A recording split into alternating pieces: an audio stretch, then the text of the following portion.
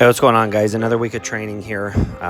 Starting on Monday, we got our reverse blue band incline. You're going to see a lot of misses this week. So we missed 315 plus the blue bands. As you can see, I'm not the happiest camper in the world about that. Instead of going straight weight back offs, I did more reverse band work. So I did 275, 4x3 drop sets on that. And I got really deep chest soreness on that, which is kind of funny because the bands, quote unquote, unloaded at the bottom. So just kind of funny. I guess using more absolute weight might be pretty valuable after all, right? I did my split jerks, tested for velocity at 210 there, up by like 0.3 meters per second on those from the last time I did it, for what that's worth. Supersetted that with the seated vertical jumps, max effort. I did some banded tricep push downs on the cable with bands. I did those lateral side to side bench jumps there, just really testing that lateral hip with that, okay? I then did the hurdle hops. You'll see I did on Tuesday, started off with some velocity tested pause at the bottom. 245 front squats, ATG front squats there, up a little bit in velocity on those as well. All of this stuff is kind of an experiment of testing certain movements with the same band resistance, same weight, same style of rep, all that kind of stuff, and then using special exercises to see if it improves velocity, which would, equal a increase in power, theoretically. You guys saw the banded cleans there. I did a super high volume set again, 17 reps with 205 plus band tension on the safety squat bar for box squats there. Done with that. Moved on to chin-ups. I did a bunch of body weight chin-ups. So kind of similar to a lot of my accessory stuff. I'm going to wave up and down with that. I'm going to go weighted, which is obviously higher intensity, and then body weight, which I can go lower intensity but higher volume, right? So go back and forth between those two. We got some Lou raises here with plates, super high volume. Next thing you're going to see is very sad. Rest in peace to my Ross weightlifting belt there. Here's some more goofy shit at that same indoor jump park with my kids. Again, was dared. I can't say no to a dare to get the higher ninja wall thing. So I had to do it. What's funny about it is I calculated you get like 2 steps max. So you got to really send it and then basically be strong enough to do a pull up to get up. That's kind of how you do it. Wednesday, banded blue pin press and another fail. So the variations are starting to stall, which we will, don't worry, we have something in mind for that. After the top single, did the back offs, which continue to go up, funny enough. We got the Zerchers off the pins with the blue band and chains there. Got another PR on that, so that's moving along, right? New movement, no shocker there. We got weighted dips. They started with body weight dips. We're going to just start adding weight every week on that Wednesday session, We got the banded back extensions. Just getting some rep work, feel good work on that. I do think that there is some value in that.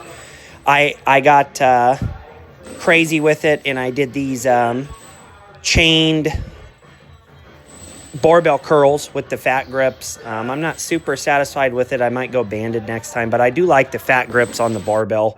I like the way that felt. Next day, Thursday, see some free squats there. Just did a few for shits and giggles. I then did some snatches, which these are the first snatches I've done in about 2 years. So you guys know I do tons of cleans and stuff, and have recently started doing my split jerks. So when I was done with the snatches, by the way, I got up to 135 for 5 singles on the snatches. I might or might not keep it in. I don't know yet. But clean and jerks, only goal with this was to get a clean and get a non-pressed out split jerk. For those of you that are Olympic lifters, you'd understand that.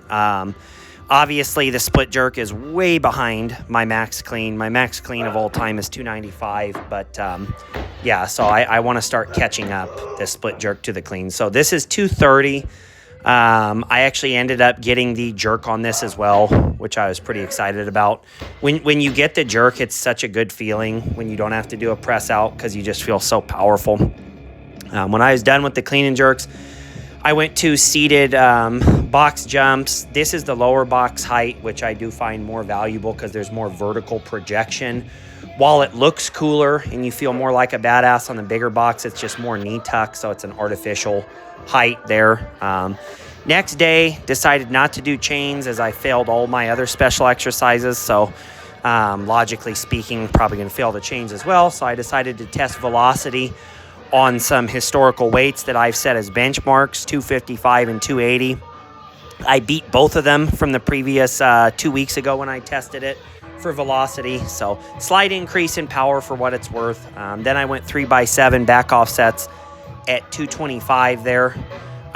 When I was done with that, I did body weight pull-ups. I just did a bunch of rep work on that. Again, like I say, waving down from the weighted vertical pulling to the body weight vertical pulling for volume work. So I just can't continuously add weight, right? So what I'll do is I'll go back down, increase reps at the lower end, and then go back up and hopefully increase weight at the higher end. When I'm done with that, I go to the lateral raises. I actually am progressively overloading these. These were 40s, so they're starting to feel easier and easier, which is super dope because, as you guys know, I've historically not ever cared about accessories. Same thing with these tricep extensions as all the accessory work, right? These were 45s, which used to be really hard for sets of 6. Now I'm doing them for sets of 13. I did four sets of 13 with them. So neck work. A lot of people be like, look at this idiot. What is he doing? But I got kind of tired of neck harness extensions, so I'm going to do a little bit of ISO stuff for the neck. You guys know the how and the why behind that. We got these hill bounds, lateral, goofy-looking hill bounds, which are shockingly hard. You had to brace your core a certain way, or you felt like your spine was going to snap in half up that hill. Then just straight uphill sprints. A lot of volume on this because we are heading into a sevens tournament this next Saturday, so I use this as conditioning as well. I actually did 5 rounds of 7 sprints here, and I did the whole workout in less than 45 minutes total. So tons and tons and tons of sprint volume smashed into a small amount of time. Sounds kind of familiar, just like the game of sevens rugby. I don't want to die out there running after these little small guys that are trying to evade my tackles. This is today. Velocity tested 405 up on that.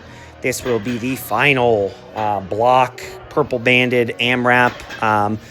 I got 3 with 410, felt like I was going to pass out, so stopped there. I was pissed off after that, so went in and ate breakfast, and then I got an AMRAP set with 405. I got 9 reps on that.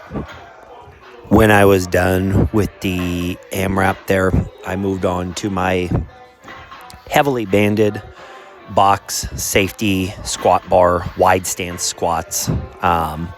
255 straight weight on the bar with a lot of band tension. I know most of you don't even care about band tension, so it doesn't matter. It's a lot of weight at the top.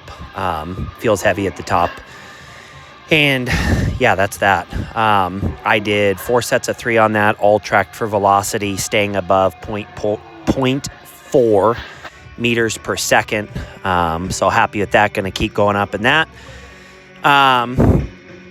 I got some inverted rows, just added a little band. The band isn't magical or anything like that, just makes it a little bit harder at the top of the movement. In a movement like this, that would actually be in reverse of what you want it to be. You'd rather it be harder at the bottom for hypertrophic purposes, but I don't really give a shit about that. I'm going to be sticking on that because I'm going to be replacing a couple of my barbell movements with the Swiss bar for a new pressing stimulus.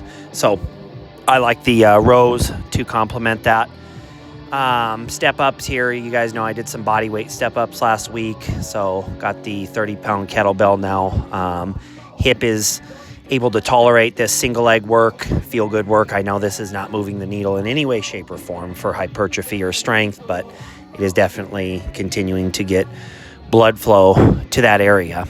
As far as the training is concerned moving forward, we're just going to continue to monitor, track. So I'm doing special exercises, progressing them in weight, and then I'm cross-comparing those, like I say, to set numbers on movements that I deem important that have a big carryover to the sport of rugby, and I'm tracking velocity and numbers on those as well. So basically, in a nutshell, I'm running experiments to see if all these different variations, special exercises, carry over to the straight weight variations that I know for a fact carry over to rugby. So I know that's all a big mouthful, but again, as always, if you guys have made it to this point, thank you so much for watching, and we'll see you next week.